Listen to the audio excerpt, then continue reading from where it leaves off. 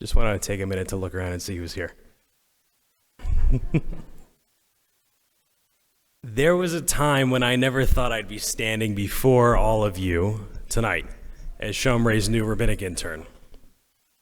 There was even a time, and by time I really mean the most of my life, when I never thought I'd choose to study to become a rabbi. In some ways, I'm really just as surprised to be standing here as perhaps some of you are surprised to see me standing here. And yet, hineni, here I am. It's been a journey for me to get to this point, to get to the right here and the right now. There were so many moments where the noise of life could have been deafening, where I could have let the urgent get in the way of the important, where I could have succumbed to the reflex of business as usual. But my teacher, my mentor, and my friend, Rabbi Jeffrey Summit, taught me we must cultivate resistance of the heart against business as usual. To put it another way, we must train ourselves to ignore the noise, which robs us of the ability to experience life's most meaningful moments. These are the moments in which we see the divine in the face of the other, when we learn Torah from the most unexpected of sources, and when we connect deeply and authentically with one another. Tonight, I want to share a few stories from my life when I was able to cut through the noise and what I've learned so far about how each of us can do this. After I graduated college in May 2016, I had the opportunity to serve in JDC Entwine's Jewish Service Corps Fellowship as an informal Jewish educator for the Jewish community in Mumbai, India.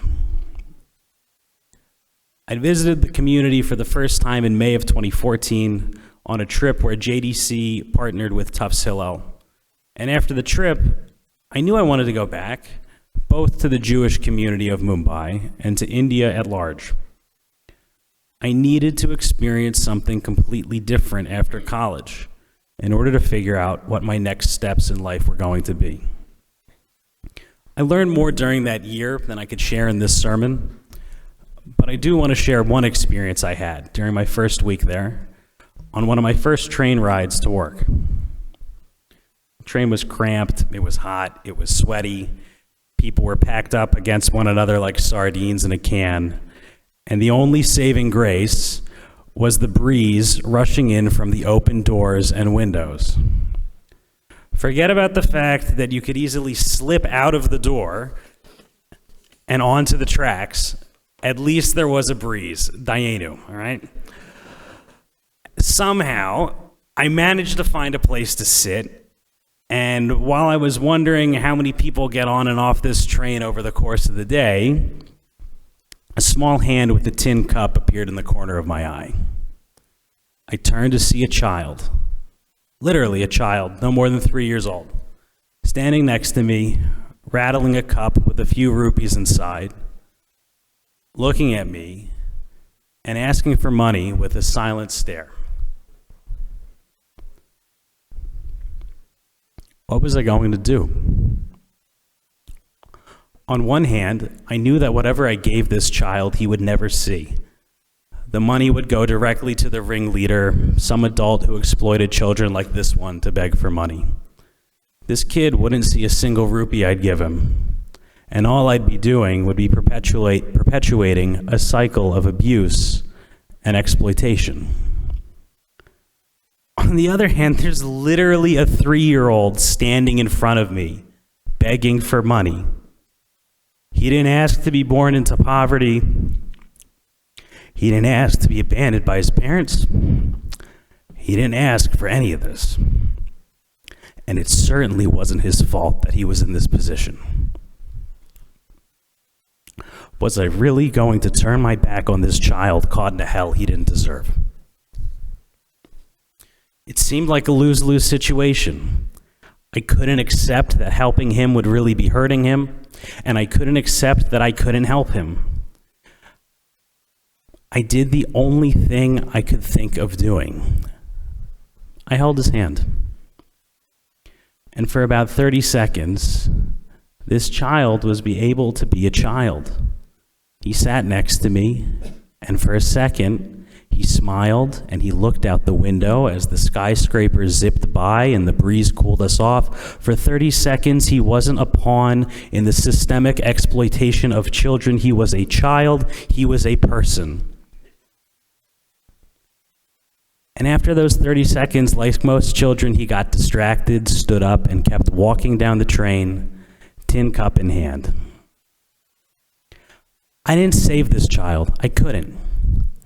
I didn't do anything to try and end the systemic exploitation of children.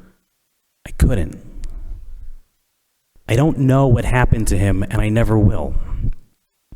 What I do know was that in a moment when it seemed like there could be no hope in humanity or in God, I was able to recognize the humanity of someone else.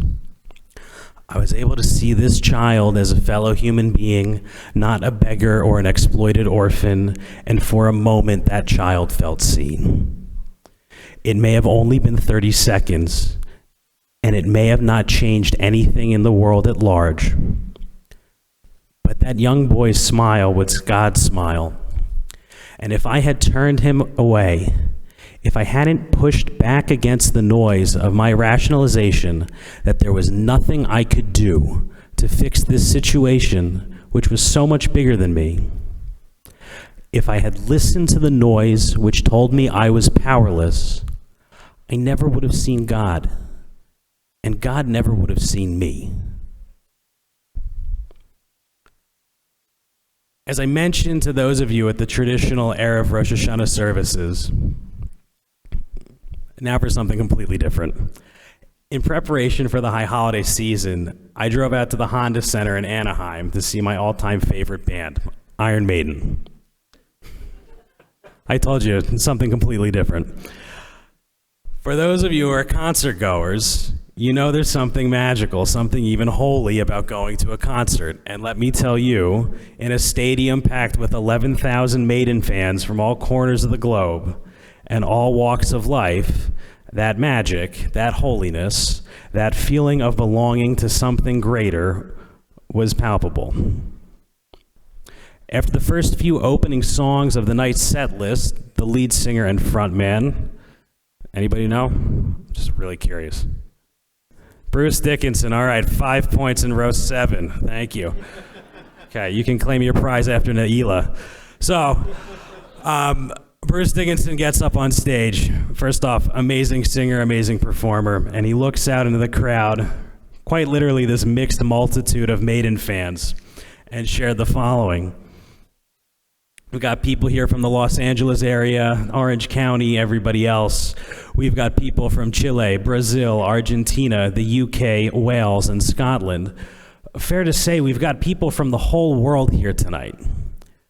And at a time when the whole world is falling apart for one reason or another. Tonight, right here, right now, you're part of one big family. He was right. For those couple hours, we were one big family. Didn't matter where we came from, what we believed, what language we spoke. We were all Maiden fans, ready to rock out together over the music and the band that we loved. It was pretty awesome. And then the lights came on. Show was over. Time to go home. Now what? I thought to myself. As I walked to the other end of the earth where I parked my car, it's a long walk, I kept thinking about what Bruce Dickinson said at the beginning of the concert, of belonging to one big family. What happens when the concert's over? Better yet, what happens in the parking lot after the concert? I eventually did find my car, and I started the process of exiting the venue. But did the rules of family still apply? Was the person who didn't let me into the exit line still my brother? Was the driver I let in front of me after several cars shut her out thinking of me as her brother, or was I just a sucker for letting her in? As I inched along, I saw, as you'd expect, a mix. Some people were conscientious, and some weren't. Why did some of the concert goers hold on to Bruce's sentiment while others didn't? Again, I believe it has to do with cutting through the noise. This time, the noise came through as slipping back into the normal rhythms of life, rushing out of a parking lot. After this peak experience, this existential moment of a concert, I resisted the urge to get out of there as quickly as possible. The relevance of Bruce's message didn't have to end with the end of the show. One more story. Last Sunday, as I was rushing to get prepared for Erev Rosh Hashanah, and if I'm being honest, as I'm rushing to get prepared for my entire life, I was frantically going through my to-do list. The last thing I had to do was I needed to pick up my suit from the tailor. I've been using the same tailor for a couple years. My family moved to the States from Azerbaijan nearly a decade ago. They left their tailoring business in Baku, the capital of Azerbaijan, behind, and started life anew in the States. And after a few years of working for somebody else, they were once again able to open up their own tailoring business in Los Angeles. I know this because instead of just picking up my things and leaving, I spent 40 minutes speaking with the son of the family, Orhan. Orhan's in his mid-30s, married, has a little girl, and was overseeing the shop while his parents were on vacation in Turkey. We got to talking, and I learned from Orhan that his mother, Bina, is Jewish and was born in Iran before her family fled to Turkey and ultimately Azerbaijan. Orhan's father, Hassan, is Shia Muslim and was born and raised in Azerbaijan. Growing up, Orhan was pulled in both directions of his parents' religions and had experiences which alienated him both from Judaism and from Islam. Instead, he researched and studied Judaism and Islam on his own, independent of any familial pressure. He started this process of introspection, of figuring out how he wanted to live, how he wanted to identify. He had to place all of that on hold once he moved to America. I had to sacrifice working on myself in order to make sure I could provide for my wife and my daughter, and so I could help out my parents, my mom and my dad, and everyone else here, Orhan told me. The questions never left him. He just had to put family first. We kept talking, and ultimately, before leaving, I told him I'd love to meet up with him sometime and talk more over coffee. I'd even love to host his family for Shabbat dinner one night. With smiles and a hug, we agreed we'd meet soon, not as service provider and consumer, but as friends. Again, God's face shone through another smile, this time the smile of my tailor. If I had let the overwhelming noise of the quotidian nature of life bog me down, if I had let the noise of my anxiety of running late get the better of me, I would have completely missed out on this transformational moment. I had to make the time to hear Orhan's story, to connect with him as a fellow human being, to move beyond our previously transactional relationship. If I hadn't pushed back against the noise, I never would have seen Orhan for who he truly is, and I never would have seen God. So what's the punchline? Why do we care? Why am I telling you these stories? What do we learn from all this? Why is it important? I bring these stories to you for a few reasons. Namely, Torah and God can be found in the most unexpected of places. In every interaction we have with another person or people, we have the opportunity to recognize that person's humanity. To recognize the humanity of the other is to see the face of the divine. And doing all this is really hard. It's hard to see the humanity of the other and therefore to see the divine.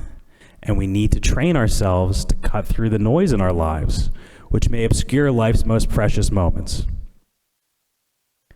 And so that's the question. How do we recognize these holy moments which are hidden by noise? And how do we train ourselves to cut through the noise? The first step is simply being aware. We have to train ourselves to notice, to be aware of the fact that each person is saying, Ayeka, where are you? Each person has an innate need to be seen. And at the same time, we need to recognize that every call of Ayeka, where are you, must ultimately be answered with Hineni. Here I am. The second step is we have to be honest with ourselves and admit that it's really difficult to say Hineni. It's easier to run away than it is to say, here I am. It's easier to listen to the noise which blares constantly in our lives, to accept the rationalizations of our mind to not act, to not reach out, to not deviate from the norms of our social and transactional interactions. I believe this is why the first sin listed in the Al-Chet confession is Be'imutz Halev, hardening of hearts, and the last sin listed is Betimhon Levav, a confused or hesitating heart.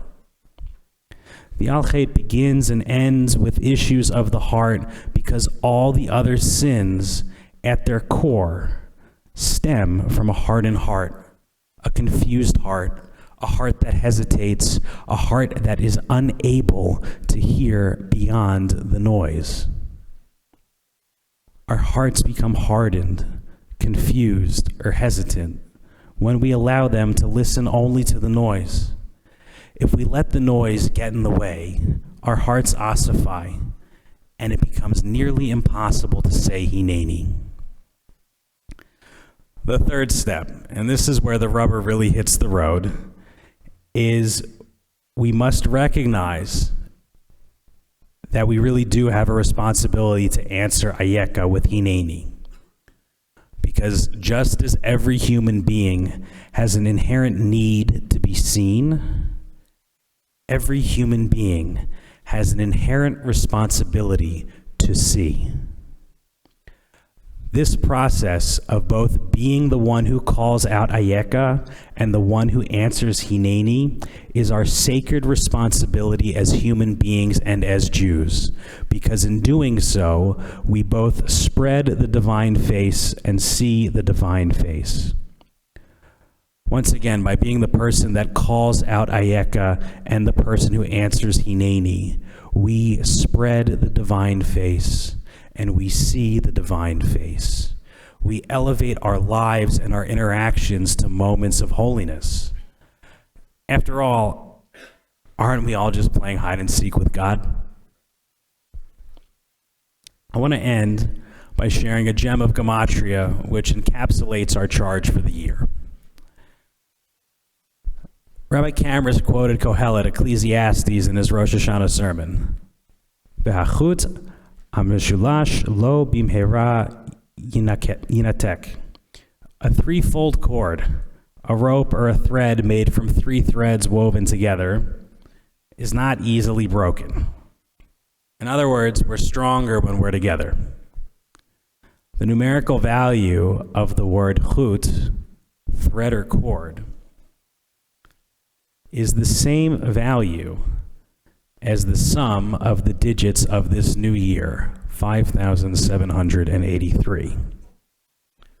Our task for this year is to see the threads which connect us to one another, to see that we are indeed stronger when we are together, and finally, that this seeing of the other not only reveals our shared humanity with our fellow, but reveals the divine presence in the world. A bracha, a blessing for all of us as we enter Yom Kippur and this new year. May we be brave enough to hear the call of Ayeka, where are you? And courageous enough to answer Hineni, here I am. May we see the opportunities before us to learn Torah and see the divine in the most unexpected places and unexpected people.